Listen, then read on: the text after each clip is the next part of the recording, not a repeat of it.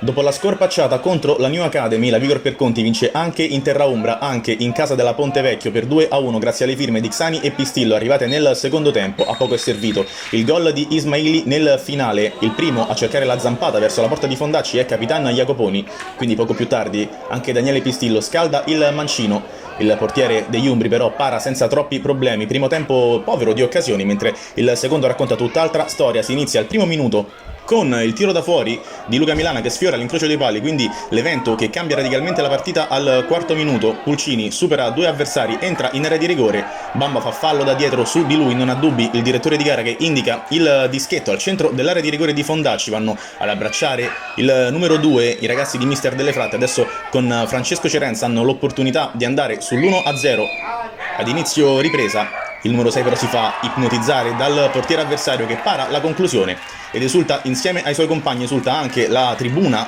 rosso-blu.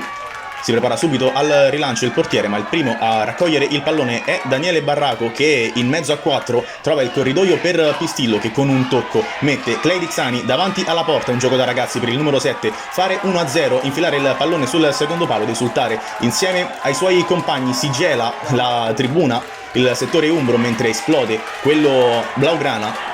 È 1-0 per la Vigor Perconti al quinto minuto del secondo tempo. 10 minuti dopo arriva con questo calcio d'angolo anche il gol di Daniele Pistillo che firma la terza rete nelle due gare dei playoff scudetto giocate finora. Ed è quindi 2-0 per la Vigor Perconti quando mancano poco più di 20 minuti al triplice fischio. Servirebbero adesso 3 gol alla Ponte Vecchio per qualificarsi, ma è ancora la formazione ospite a rendersi pericolosa qui con il tiro di Pistillo, forse un tocco di mano da parte di Tosti, poi un'altra azione personale di Pulcini che va a sbattere sul taglio di Luca Milana, quindi il mancino di Pistillo viene parato dal portiere.